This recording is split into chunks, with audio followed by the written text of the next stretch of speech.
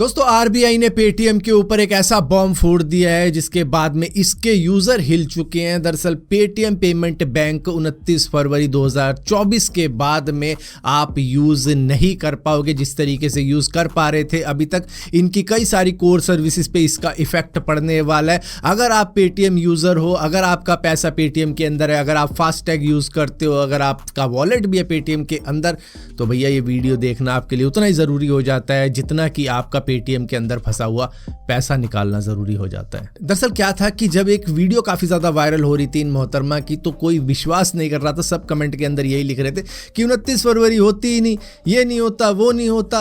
दरअसल क्या था कि इस तरीके का आजकल ट्रेंड चल रहा था कि भैया जिम के डंबल अगर आप नहीं रखोगे तो इस सेक्शन के अंदर आपको जेल में डाल दिया जाएगा, घर का काम नहीं करोगे तो ये सेक्शन के चक्कर में आपको जेल में डाल दिया जाएगा। तो इस तरीके की वीडियोस चल रही थी जिसकी वजह से कोई इस पर बिलीव नहीं कर रहा था। वही हुआ कि भैया शेर आया और जब शेर आया तो किसी ने ध्यान भी नहीं दिया। तो आपके दिल में अगर थोड़ी बहुत कंफ्यूजन है तो वो ये वीडियो देख के दूर हो जाएगी। दरअसल पेटीएम की शुरुआत 2009 में हुई थी और धीरे धीरे वॉलेट की तरह ये शुरू होकर आपके पास में 2017 में पेटीएम बैंक भी लेकर आ गया, क्योंकि इनके पास में लाइसेंस आ गया था जिसके बाद में आप सेविंग अकाउंट भी खोल सकते थे, करंट अकाउंट भी खोल सकते थे और बहुत से काम कर सकते थे। लेकिन 2018 में आरबीआई की नजरों में ये खटकने लग गए, क्योंकि उनकी कुछ गाइडलाइंस रूल्स को ये फॉलो नहीं कर रहे थे, मतलब इग्नोर कर रहे थे इक्का दुक्का रूल्स को, जिसके बाद में इनको बोला भी जाता रहा कि इनको फॉलो कर लो, लेकिन नहीं किया गया। जिसके बाद में आरबीआई ने 31 जनवरी 2024 शाम 4:30 बजे के आसपास में इनके ऊपर एक्शन ले लिया और ये कहा कि भैया एक्शन लिया जा रहा है पेटीएम पेमेंट बैंक के ऊपर अंडर बैंकिंग रेगुलेशन एक्ट 1949। अब इसके अंदर रीजन नहीं बताया कि क्यों इनके ऊपर ये रिस्ट्रिक्शन लगे हैं, क्यों इनकी इस सर्विसेज को बंद कर दिया गया है। पर कुछ लोगों का मानना यह है कि इनके लिंक हैं चाइना के साथ में। कई सारे इन्वेस्टर चाइना से भी पैसे इन्वेस्ट करे बैठे हुए हैं इनके इस पेटीएम के अंदर। वो तो खैर पहले बहुत हुआ करता था, लेकिन धीरे धीरे इनके जो शेयर होल्डर थे वो कम हुए हैं, चाइनीज इन्वेस्टर कम हुए हैं, क्योंकि भैया इंडियन गवर्नमेंट ने कई सारी स्क्रूटनी करनी चालू कर दी चाइनीज इन्वेस्टमेंट वाली कंपनीज के ऊपर, जिसकी वजह से आपने देखा हो कई सारी चाइनीज ऐप भी बैन हो रखी है, गेम्स भी बैन हो रखी है और काफी सारी चीजें हुई है। सो अब रिस्ट्रिक्शन क्या है कि देखो इनकी जो कोर सर्विसेज आती है अंडर पेटीएम पेमेंट बैंक के, उसमें इनकी सेविंग अकाउंट हो गए, करंट अकाउंट हो गए, वॉलेट हो गया, फास्टैग हो गया, यूपीआई हो गया, ये सभी बंद हो जाएंगे 29 फरवरी 2024 से। मतलब पेटीएम पेमेंट बैंक के थ्रू कुछ भी आप नहीं कर पाओगे, ना आप पैसे निकाल पाओगे, ना आप पैसे डाल पाओगे, ना कोई आपको पैसे भेजेगा। लेकिन हाँ कुछ चीज़ें हैं, मान लो आपका कोई रिफंड आने वाला है वो आ जाएगा, आपका कोई कैशबैक आने वाला है वो आ जाएगा 29 फरवरी के बाद में भी, लेकिन बाकी चीज़ें आप नहीं कर पाओगे जैसे आप कर रहे थे। लेकिन फिर भी अगर आप फास्टैग यूज़र हो और आपने रिचार्ज करवा लिया, भाई 5000 का रिचार्ज करवा लिया, अब गाड़ी इधर उधर जाती रहती है तो कटते रहते, तो भाई आपका पैसा कटता रहेगा, उसके साथ में कुछ नहीं होने वाला। 29 फरवरी के बाद भी आप फास्टैग यूज कर पाओगे। अगर आपकी गाड़ी पे लगा हुआ है फास्टैग तो आप तब भी उसको यूज कर पाओगे। लेकिन हाँ 29 फरवरी के बाद उसमें ना तो आप देखो कोई रिचार्ज कर पाओगे, ये सब चीजें आप नहीं कर पाओगे।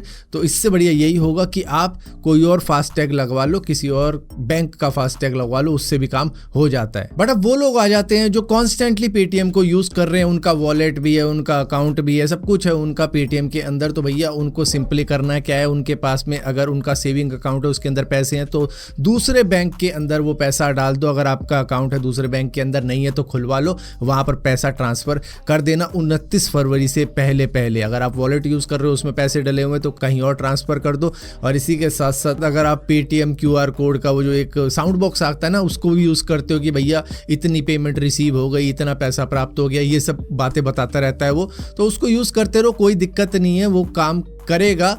लेकिन हाँ अगर आपको अपने बैंक से मिल जाता है उस तरीके का क्यूआर कोड साउंड बॉक्स तो आप वो भी यूज कर सकते हो। लेकिन पेटीएम ने भी रात 1 बजे हबर तबड़ में कुछ बातें लिख दी थी कि हाँ जी हमारा पेटीएम पेमेंट बैंक लिमिटेड अब रिस्ट्रिक्ट हो चुका है, वो काम नहीं कर रहा है, बैन हो गया है कह लो। तो हम अब क्या करेंगे कि हम दूसरे बैंक से टाई अप कर लेंगे। हम एचडीएफसी के साथ में कर सकते हैं, आईसीआईसी के साथ में कर सकते हैं, किसी और बैंक के साथ में टाई अप करके ये जो सर्विस हम पेटीएम बैंक के थ्रू करते थे वो हम दूसरे बैंक के थ्रू करवा लेंगे। तो हमारी किसी भी सर्विस के अंदर कोई भी रुकावट नहीं आएगी, जैसे चल रहा था वैसे ही चलता रहेगा, आपको टेंशन लेने की जरूरत नहीं है। तो ऐसा तो पेटीएम का कहना है कि भाई हमारा एक माध्यम था पेमेंट को इधर से उधर उधर भेजने का, उसमें रुकावट आ चुकी है, तो हम उसके लिए दूसरा मीडियम यूज़ कर लेंगे, दूसरे बैंकिंग सिस्टम को यूज़ कर लेंगे। ज़रूरी नहीं है हमारा ही बैंकिंग सिस्टम हो, तो हम दूसरे बैंकिंग सिस्टम को ले आएंगे। इसके अंदर कोई भी सर्विसेज में कभी भी कोई भी रुकावट नहीं आएगी, 29 फरवरी के बाद में भी नहीं आएगी, ऐसा इनका कहना है। लेकिन फिर भी फॉर अ प्रिकॉशन आप क्या करो, अपना फंड इधर उधर ट्रांसफ़र कर दो। अगर आपके पास में दूसरा ऑप्शन है तो कर लो, जब तक मामला नॉर्मल नहीं हो जाता, क्योंकि क्या पता भाई, पैसा है आपका तो सेफ तो रहना ही पड़ेगा। और ऊपर से कई सारे ऐसे भी लोग होंगे जिनको लोन लेना होगा पेटीएम से, अब उनका लोन अप्रूव्ड भी हो जाए, क्या पता 28 फरवरी के आसपास, क्या उनको वो लोन मिलेगा? नहीं, उनको लोन नहीं मिलेगा। कुछ भी चीज़ ना क्रेडिट हो सकती ना डेबिट हो सकती 29 फरवरी के बाद में, ना पैसा आ सकता ना जा सकता, आपके पेटीएम अकाउंट में आएगा ही नहीं। तो इसकी वजह से आपको शायद लोन भी ना मिल पाए। अगर हाँ पेटीएम कुछ कर दे वो बात अलग है, लेकिन वैसे नहीं मिल सकता अकॉर्डिंग टू आरबीआई गाइडलाइंस, क्योंकि आरबीआई ने तो रिस्ट्रिक्ट कर दिया। अब वो दूसरा मीडियम ले आते हैं, वो बात अलग है। लेकिन हाँ, जिनको लोन चुकाना है वो खुश मत हो, उनको तो लोन वैसे ही देते रहना पड़ेगा, जैसा प्रोसीजर चल रहा है वैसे ही लोन देना पड़ेगा उनको। तो ये सारी चीज़ें हैं अभी के लिए पेटीएम के साथ में, जहां पर जो भी चीज़ें होंगी 29 फरवरी के बाद होंगी। उससे पहले आपके पास में मौका है इधर उधर अपने पैसा ट्रांसफ़र कर देने का, इधर उधर शिफ्ट हो जाने का। अपना फास्टैग